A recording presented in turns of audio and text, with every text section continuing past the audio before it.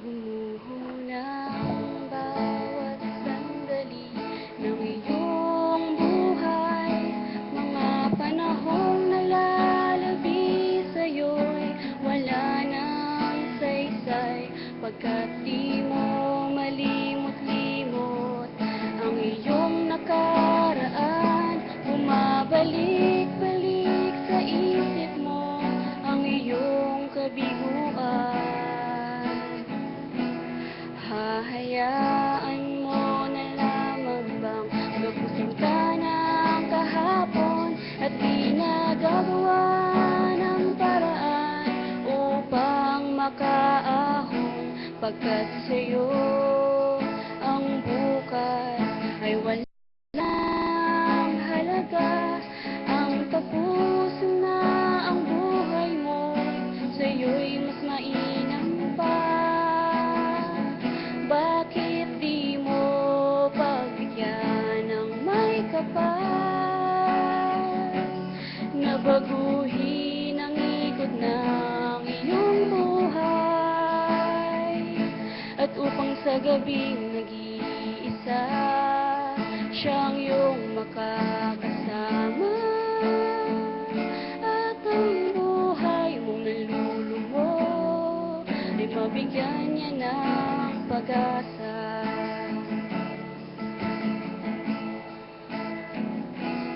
Sasayangin mo na lamang ba ang nagdaang pagkakataon na ang buhay mong basagay magkaroon ng layon, pagkat ang lakbayin sa mundo mo'y wala nang halaga.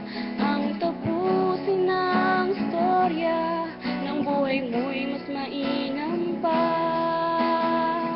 Bakit di mo pagbigyan ang may kapal na baguhin ang ikot ng iyong buhay? At upang sa gabing nag-iisa siyang iyong makakasama, at ang buhay mong nalulumo ay mabigyan niya ng pag-asa. Ang Diyos ay laging naghihintay sa iyong pagtawag sa Kanya, upang ang buhay mong nakakulong ay mabigyan niya ng laya. Bakit di mo pagbigyan ang may kapal na baguhin ang ikot ng iyong buhay? At upang sa gabing nag-iisa siyang iyong makakasama, at ang buhay mong nalulumo ay mabigyan niya ng pag-asa. At ang buhay mong nalulumo ay mabigyan niya ng pag-asa.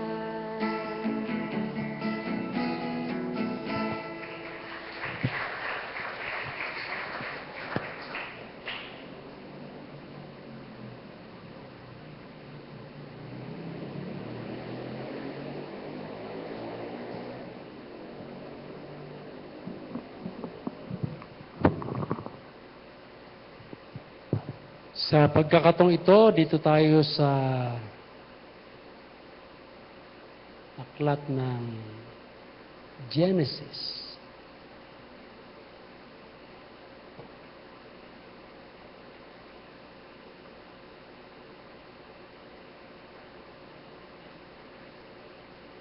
Genesis chapter 2. Tayo tayong lahat, please.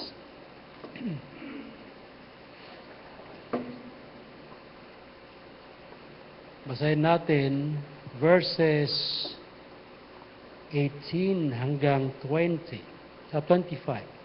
Sabay-sabay, ready, begin.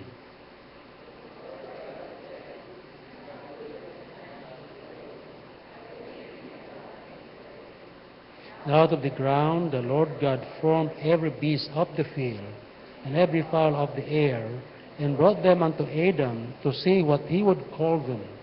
And whatsoever Adam called every living creature, that was the name thereof. And Adam gave names to all, and to the fowl of the air, and to every beast of the field. But for Adam there was not found an help meet for him. And the Lord God caused to fall upon Adam, and he slept. And he took one of his ribs, and closed up the flesh instead thereof. And the rib which the Lord God had taken from man, made he a woman, and brought her unto the man. And Adam said, This is now bone of my bones, and flesh of my flesh. She shall be called woman, because she was taken out of man. Therefore shall a man leave his father and his mother, and shall cleave unto his wife, and they shall be one flesh. And they were both naked, the man and his wife, and were not ashamed. Father in heaven, thank you for this moment that we could study this subject, Lord. And let them blessing upon each one of us. Lord, ayan po ninyo na maging guiding principles ng bawat anak ninyo sa family ang aming mapag-aralan, at ayan po nyo na kayo mapuri't maluwalhati. Kayo na pong siyang gagawa. Bless us in a very special way. In Jesus' name. Amen. Maupo na po tayo. We're going to study about the Christian home. Christian home. Sa ngayon ay mayroong krisis sa family.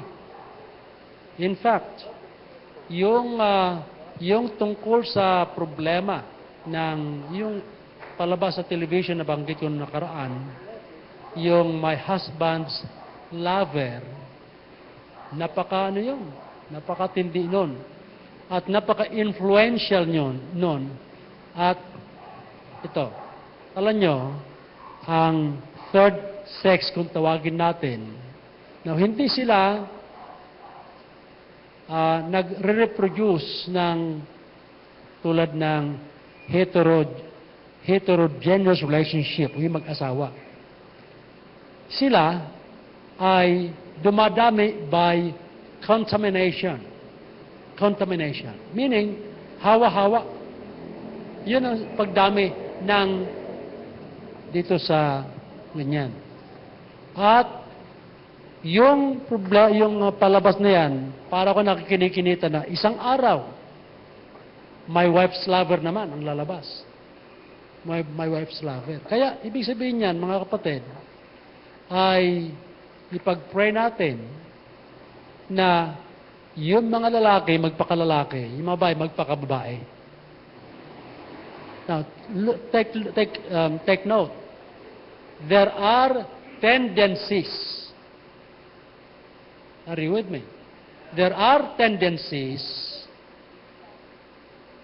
on either. Pag sabing tendency, maaari may pagkakataon na yung isang babae gusto niya maging lalaki. Yung lalaki na gusto niya maging babae. And these tendencies are on both. Are you with me? On both. Kaya, kung ang iyong, tingnan nyo, at bata pa lang, ang lakas ng influence, environmental influence, ang lakas. Kaya, yung bagay na yan, ay ipag-pray natin na ang mga Christian, na totoong Christian, hindi mahawa. Kasi may mga pastor, kahit pastor pa, na nagiging homo. I'm telling you this because it's true. May mga pastor's wives din na nagiging lesbian. Are you with me? Hindi ito kwento-kwento lang. Totoo ito. At kaya, we've got to understand the situation we are in at this point in time. Itong generation natin, yun na kaya nga mapanganib Mapanganib. At mayroong mga kaso dyan. Pag nagselos yung bakla, papatay. Pag nagselos tomboy, papatay. Kaya, ang saklap niyan. Kaya, pag nakikita niya ng mga advances, ang tawag niyan, that's euphemism of mga manifestation of that tendency. Advances. Ibig sabihin niyan, talagang kumilos ka. Gusto mong mabura yung noo mo, yung ilong mo, lumarga ka. Gusto mabura yung ilong mo din. Totoo yan. Now look, the tendencies are there. Dito nga, kung minsan may dumaraan dito, mas matangkad yung babae, mas maliit yung babae, mas matangkad yung isa, yung kanyang, halata mo na girlfriend. Talagang, kung umasta kasi, parang lalaki. Ganoon din sa madali mahalata sa lalaki. Now look, these are common the world over. Common. So, ano ibig sabihin nito? We've got to be God's salt and light.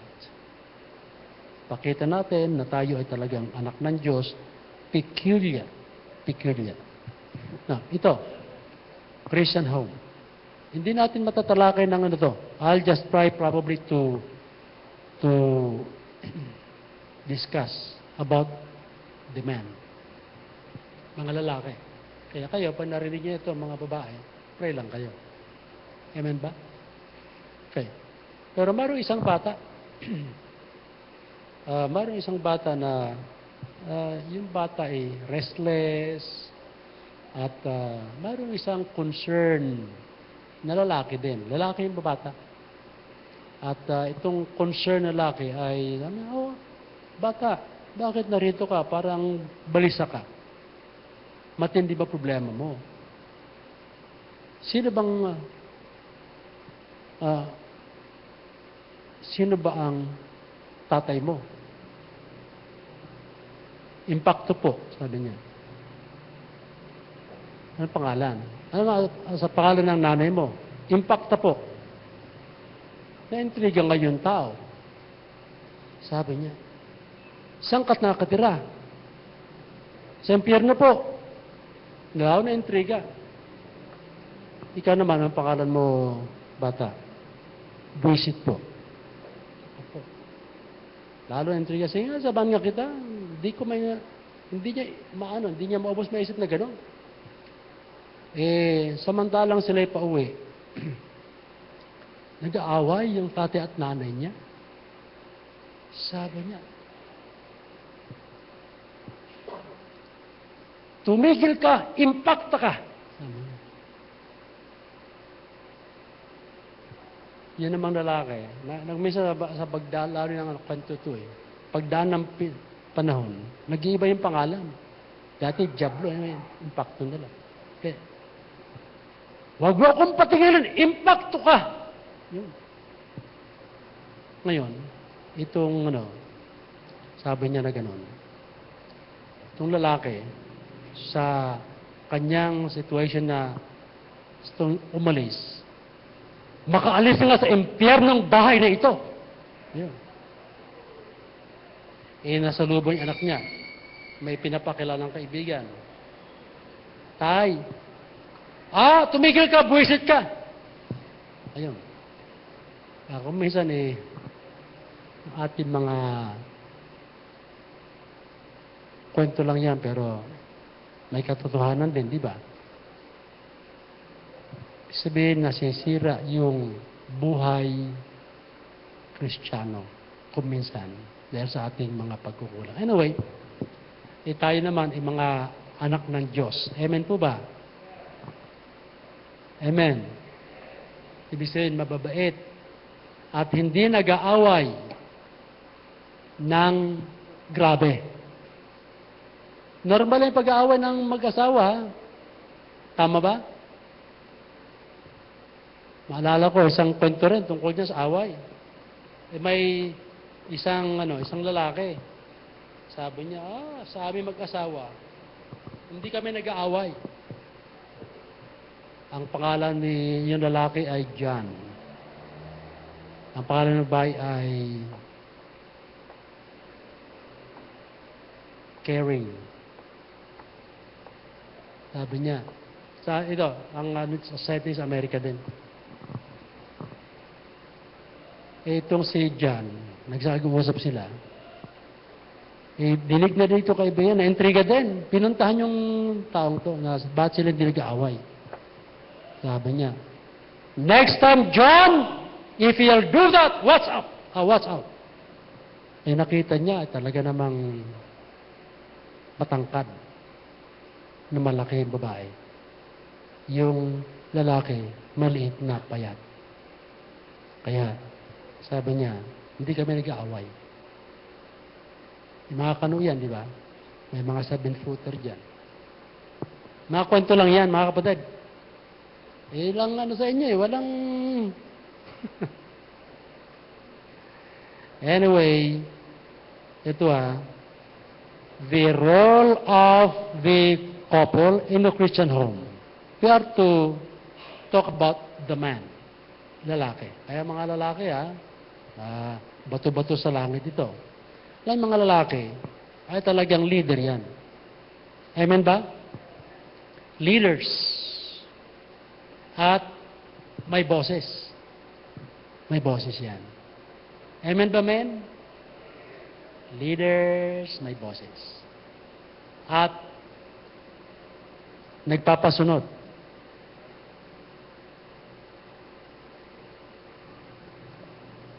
Amen ba? Nagpapasunod. Okay. Tingnan natin kung umaayon dito ang ating buhay. Number 1, about the husband. Ito, mga ng Panginoon to, na ibinigyan na responsibilidad at mga dapat makita sa isang husband.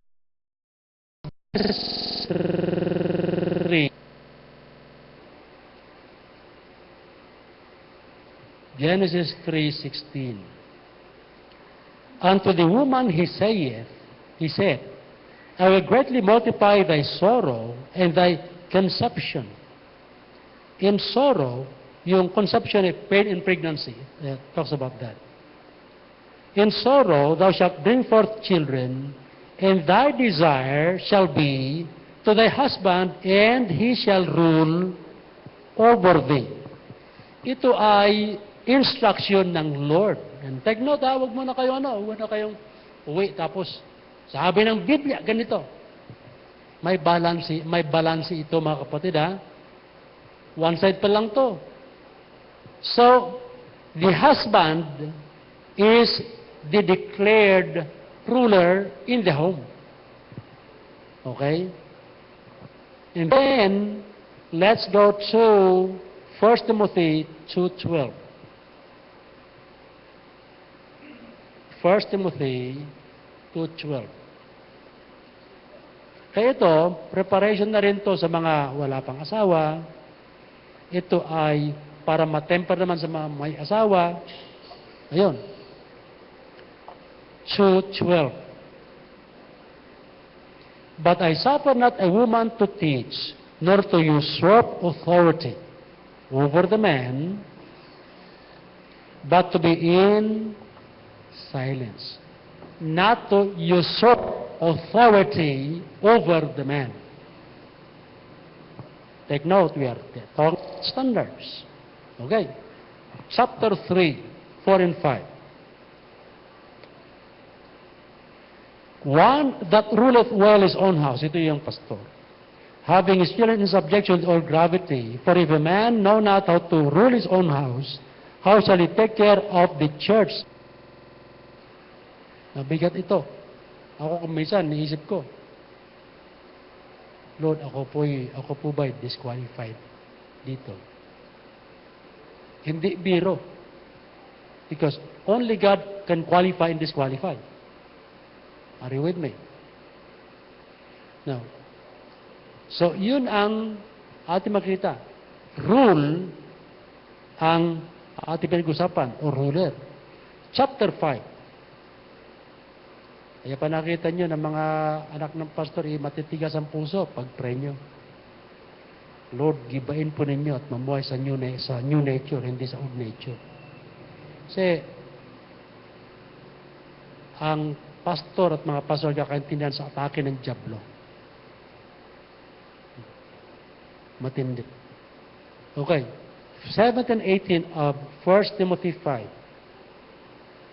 Let the elders that rule well be counted worthy of double honor, especially they who labor in the word and doctrine. For the scripture saith, Thou shalt not muzzle the ox that treadeth out the corn, and the laborer is worthy of his reward. So hanggang sa reward ng ruler, ng pastor, kasama, mula sa normal o regular, hanggang sa pastor. So the point here is ruler. Number 2, balik tayo sa Genesis 3. Kaya sinasabi, ipipigaralan natin to, not for us to judge, but for us to be concerned and pray for others. Okay, 3. 18, 19. Thorns. Okay, verse 17. And unto Adam he said, Because thou hast hearkened unto the voice of thy wife, and hast eaten of the tree of which I commanded thee, saying, Thou shalt not eat of it. Cursed is the ground for thy sake. In sorrow shalt thou eat of it all the days of thy life. Thorns and thistles shall it bring forth to thee, and thou shalt eat of the herb, or plants of the field. In the sweat of thy face shalt thou eat bread, till thou return unto the ground, for out of it wast thou taken. For dust thou art, and unto dust shalt thou return. 19. So first part, in the sweat of thy face thou shalt eat bread till thou return unto the ground. Kaya ito, ikalawang punto ay, the woman is the declared what? Number 1 is ruler. Yan ang trabaho ng mga lalaki mula sa Diyos. Ikalawa, ano? Provider. Provider. Okay. Gusto ko makita natin itong isa pa bago natin i-discuss yan. 1 Timothy 5.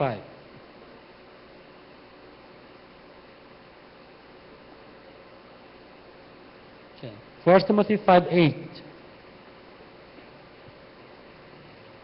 But if any provide not for his own, and especially for those of his own house, he hath denied the faith and is worse than an infidel. Ibig sabihin, pag isang tao, hindi niya ginagampanan ang kanyang tungkulin bilang provider, mas masahol pa sa mga unsaved.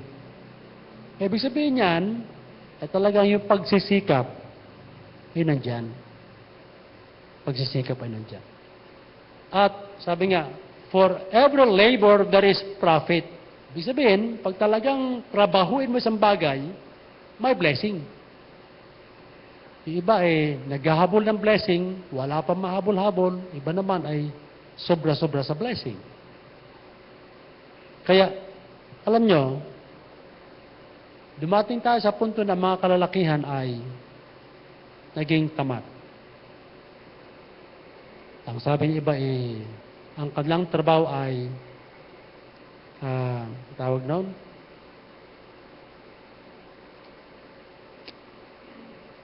yung sa bahay. May tawag. Hindi. Mascom. May mga lalaki ngayon na mascom ang trabaho. Ano yung mascom? Mas komportable sa bahay kaysa sa naghanap buhay. Ibig sabihin, tamad, ayaw magsikap, ayaw magtrabaho. Nakakalungkot, nakakahiya. Pero, iba nga, hindi naghahanda ayon sa nararapat. Which is, Mali nga. Kaya, mga minamahal, ito, tungkulin ng lalaki ito. Ang isang lalaki dapat magsikap. Amen ba? Hindi natin alam kung anong gagawin ng Diyos pag tayo magsikap, men. Sikap lang. Kaya iba, alam niyo, pag nasanay ka na talagang tatrabaho, pag wala kang ginagawa, nahiya ka. Bakit? Sanay ka na sa pagtatrabaho, hanap buhay. Ikaw komportable ka sa bahay, at natutuwa ka na si Miss Mark at hanap buhay, ba'y mahiya ka sa pagkalalaki mo. Di ba? Dapat mahiya ka. Hiya. Sapagkat ikaw ay nilalang upang maghanap buhay. In the sweat of thy brow shall thou eat bread until death. Kaya na ating gagawin. Hindi yung... kaya mga ladies, mag-pray kayo na talagang lalaki na responsable. Talagang nahiya pag walang trabaho. Amen ba? Hindi yung komportable sa bahay. Tapos kung walang magawa sa bahay, kung saan nagliliwaliw, at siya pa humihingi sa misis, nakakahiya. Di ba? Nakakahiya ng lalaki humingi ng pera sa misis at ayaw bayaran. Nakakayang bagay. Kasi napapayang ating pagkalalaki. Tama? Especially pag may mga bayarin dyan, huwag mong isasabak si misis mo. Hindi si misa ang iyong pambungad. Ikaw ang pambubungad. Ikaw itong lalaki. Marami kasi lalaki ngayon, pagdating ng problema, nakabungad si misis eh. Tama? Which is wrong. Provider tayo eh. Amen ba, men? Amen naman kayo para... dapat kayo nag-amen na babae ha? Amen ba, ladies? Dapat yung mga lalaki ang nakabungad. Hindi yung, gano'n nga pupunta kay nakakahiya yan. Kaya, ikinahiya ang pagkalalaki ko pag ako ay hindi gumagawa. Sa tingin niya mga iba, minsan, nandyan ako, tumitingin. Pero, alam niyo, ang isip ko, occupied na yan sa gawain. Isip ko. Maaari may tinitin ako, pero nai-relate sa gawain yan. Why? Nakakahiya na ang lalaki ay tamad. Nakakahiya na siya ay umaasa na si Miss ang nagtatrabaho at siya ay wala. Nakakahiya. At pag ako ay mali ang ang gagawin ko, ay nako, I would rather spend time in the house of God and keep reading the Word until God will revolutionize my life. At gagawa siya para yung aking pagkalalaki ma-enhance. Tapos, hanap na akong trabaho. Ayun, may mga paraan eh. At wala yung iba. Pero ang nakikita parang hindi siya doon sa trabaho na kanyang ginagawa. Alam nyo, wala akong talagang magawa dahil sa ngayon, ito lang ang talagang trabaho na available. At kaya ko naman to. Pero hindi sa pagpapala mo yung buhay niya para hindi nagpapala. Ibig sabihin, kahit anong trabaho ay papatulan, makakumita lang ng kaunti para sa kanyang sarili at mga pamilya. Dahil ang lalaki, provider. Amen ba? Salamat mga babae nagtatrabaho. Help meet. Saka natin pag-usapan yan. Ang topic natin ay for the boys. Kaya mga ladies, pag-pray nyo, Lord, sana po ma-bless yung nakikinig. Amen ba? Amen ba? Okay. So, yun Kaya ang purpose natin mga kapatid, para mag-pray kayo, mga misis, pag-pray nyo mga men. Pag men naman, pag ladies naman, mga men, mag-pray para sa ladies. Mga young people, Lord, sana magkaroon ko ng ganong uri ng kasama sa buhay. Ganun lang yan. Okay. At pagdating sa spiritual, Genesis 12.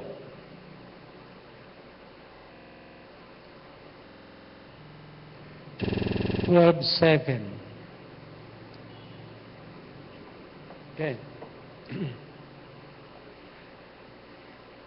Yan na ba kayo? And the Lord appeared unto Abram and said, Unto thy seed will I give this land, and there builded he an altar unto the Lord who appeared unto him. Altar speaks of the Lord's abiding presence.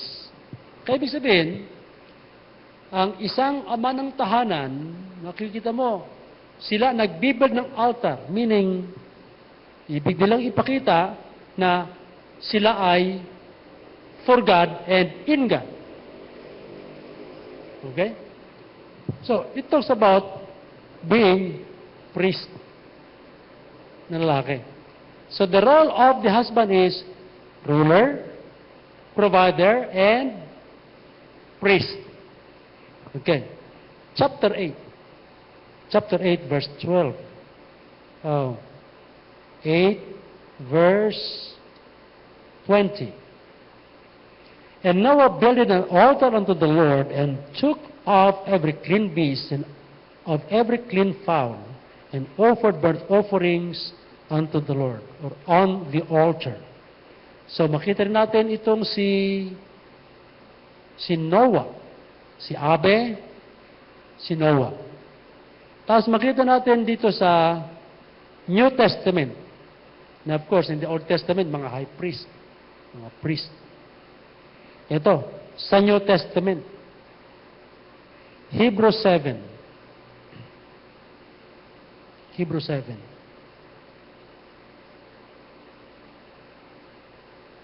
Seven 26.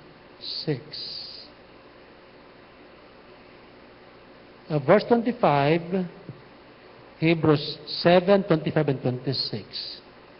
Wherefore is able to save them to the uttermost that come unto God by him, seeing he ever liveth to make intercession for them. For such an high priest became us, who is holy, harmless, undefiled, separate from sinners, and made higher than the heavens. Tignan natin ang 27. Who needeth not daily as this high priest to offer up sacrifice, first for his own sins, and then for the people's. For this did he once, when he offered up himself. Ano ito? Makita natin na itong high priest tayo na to. God made us present-day high priest. Ibig sabihin ng high priest, sila yung makapunta lamang direkta sa Panginoon. Nung Old Testament, they've got to pass through the high priest.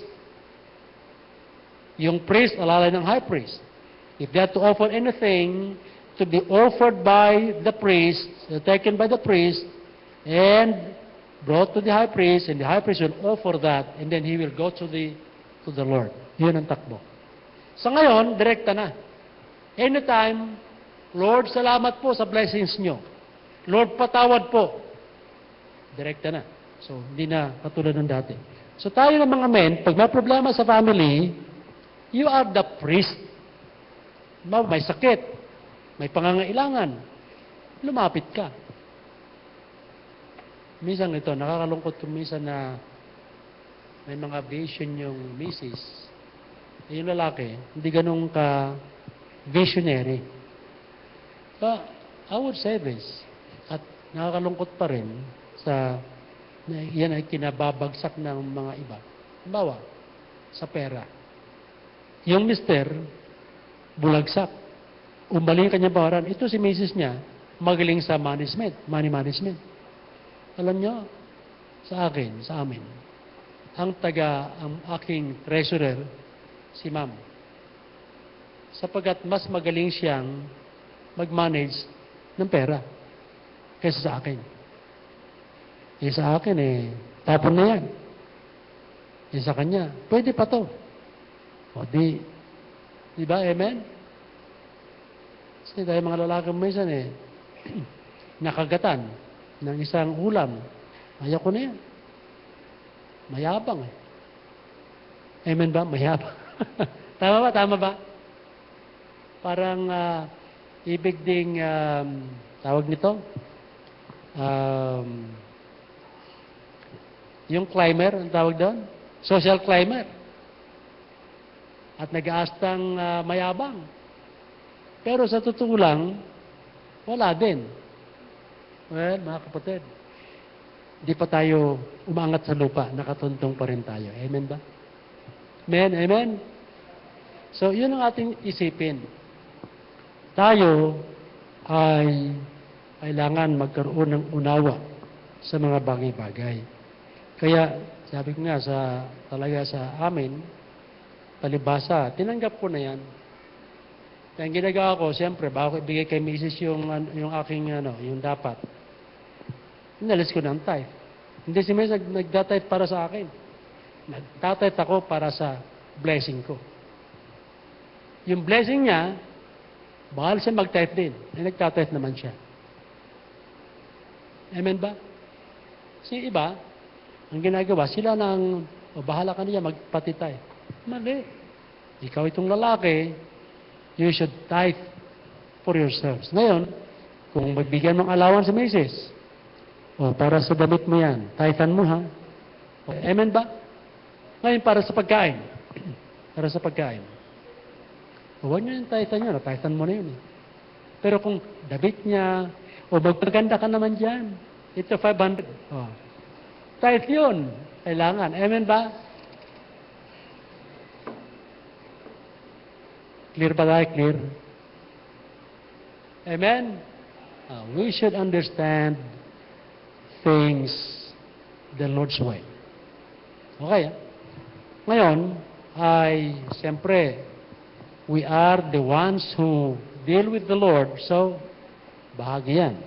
And Ephesians 5. Ephesians 5.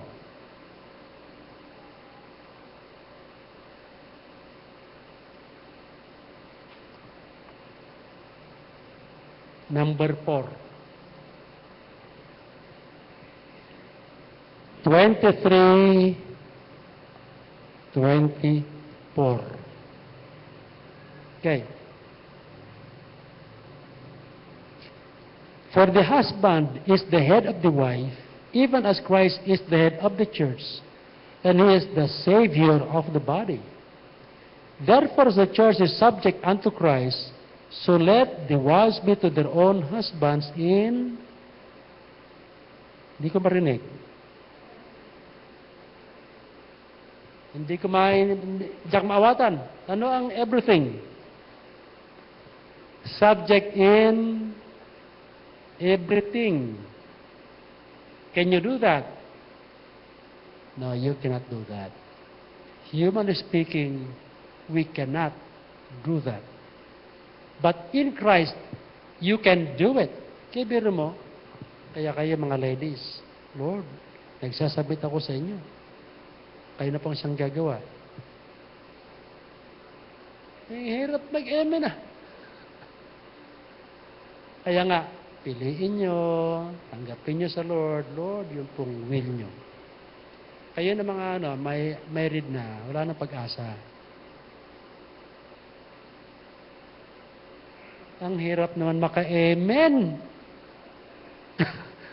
Ayun. Ayun, sa Bible eh. Kaya, do it for the Lord's sake and do it in the new nature. Alam ko mahirap. Imposible. Sa totoo lang, hindi mahirap. Imposible. Hello. Hello. Pati lalaki, ayaw mag-amen. Imposible. Pero look qualifications or mga bagay dapat gawin ng isang lalaki ito. Malapat tayo sa babae. Kumbaga, tilamsik pa lang to. Pero ang ibig ko sabihin, do it for the Lord's sake. Men. Ano mga tungkulin mga men? To rule to provide, to priest, and to head. Can God trust us?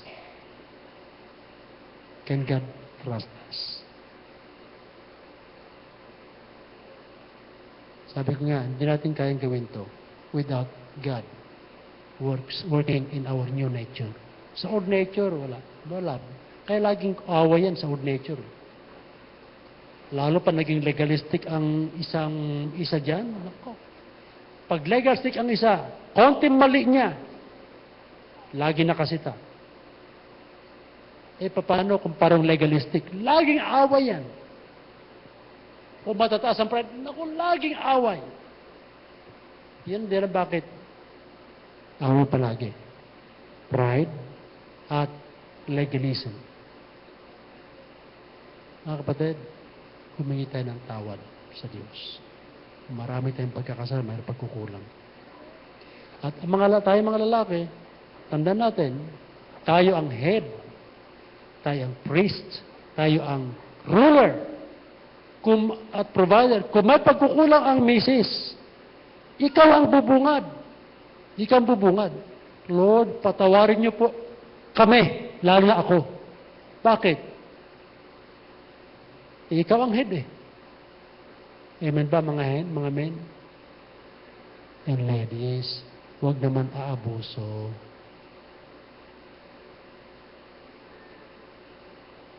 Diyak maawatan. Men, let's do our job. Kaya ako, dati, nag-emphasis ng pero only in the new nature can we do this. What are the role or role of the husband? Ruler? Provider? Priest? Head? Ano yan? Apat? Okay, let's pray that God will grant us men who will do the job. Ladies, darating to sa inyo, mga araw din para dyan. Father in heaven, you know that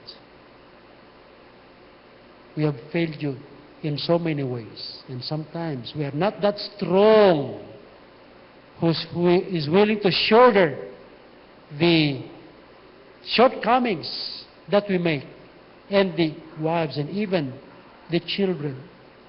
We cannot handle it, Lord, and forgive us for being legalistic in so many ways and so many times. Panginoon, tulungan niyo kami na maintindihan ang mga bagay nito. Palaguin niyo kami para magawa namin ang nararapat. At bigyan niyo ng puso at pagnanasang lumagot tumatag ang mga kalalakihan na ito. Kami lahat ng mga kalalakihan na magambaraan mga tungkulin sa gitna ng marami naming pagkukulang din, Lord. And as mga ladies, nakala maintindihan din ang kanilang role as helpmeet. Pinagkakatiwala po namin sa lahat na ito. Pinupuri ka at pinapasalamatan sa pangalan po ng iyong anak na aming Paris Cristo. Amen. Now, as to when the Lord will lead me to preach the other side, just pray for that. But at this moment, men, kung saan ka nagkulang, right with God, and don't be discouraged. Keep up, keep going. But at this moment, we're going to sing another song. Tayo muna tayong lahat, please. Sige po, tayo po'y magtatrabaho na, mga men. Song number 115, Well Work Till Jesus Comes. And then, Work for the Night is Coming. Dalawang awitin po.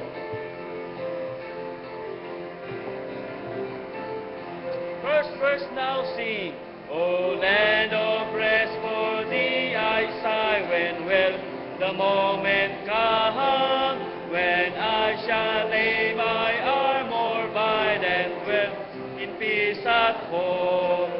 Well work till Jesus comes, well work till Jesus comes, well work till Jesus comes, and we gathered home. To Jesus Christ I fled for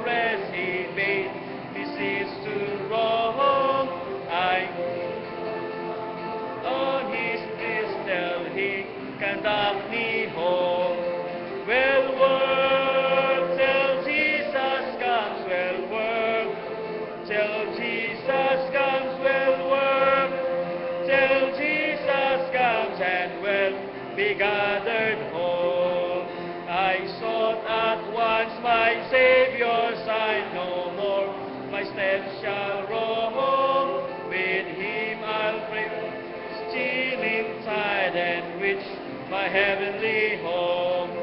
We'll work till Jesus comes. We'll work till Jesus comes. We'll work till Jesus comes, and we'll be gathered home. Work for the night is coming. Work to the morning hours. Is sparkling, work meets springing flowers. Work then the day grows brighter. Work is the glowing sun. Work for the night is coming when man's work is done. Work for the night is coming. Work to the sunny noon. Fill bright the stars with labor. Rest comes sure and give every flying minute something to keep in store. Work for the night is coming when man's work's no more. Last verse. Work for the night is coming under the sunset sky. While the bright lamps are glowing, for daylight flies. Work till the last beam faded, faded to shine no more. Work while the night is darkening, when man's work is o'er. Tayo muna tayo magsupo.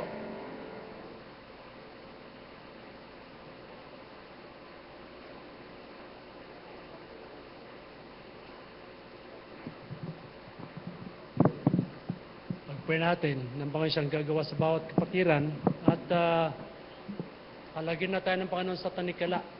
We are not enjoying the supposed progress, growth and development at this point in time. Kaya, lingin natin nakalagin tayo ng Lord. At lingin natin si Brother Andy. Brother Andy, hindi ka kapatid. He'll be praying for us.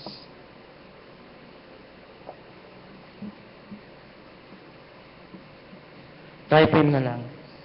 Ama namin dakilang Diyos na makapangyarihan na nasa langit. Tayo po narito, Panginoon. Nagpapasalamat po sa mga aming napakinggan, Panginoon. Kung paano po mamuhay ang isang lalaki bilang asawang lalaki at ang babae bilang asawang babae. Panginoon, hindi po namin kaya, pero po, salamat po, Panginoon. Nandiyan po kayo Amen. para mahingan po namin ng tulong para po aming magawa po. Yes, Lord. Lord, tanggapin po ninyo, Panginoon, ang aming pong alay sa gabi ito, Panginoon. Ito pong aming samot dalangin sa matamis na pangalan ng aming tagapagligtas na si Kristo Jesus. Amen. Amen.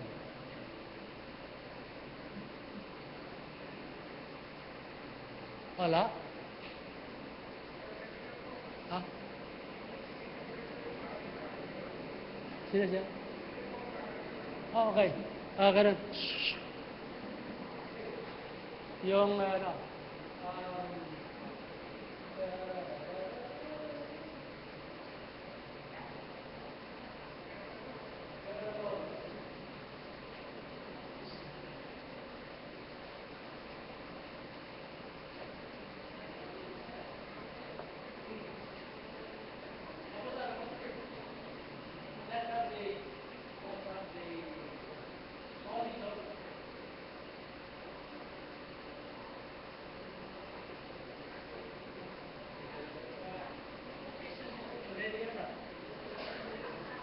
mag-ready ka na. Kasi wala na yung wala yung ating tapos na di ba?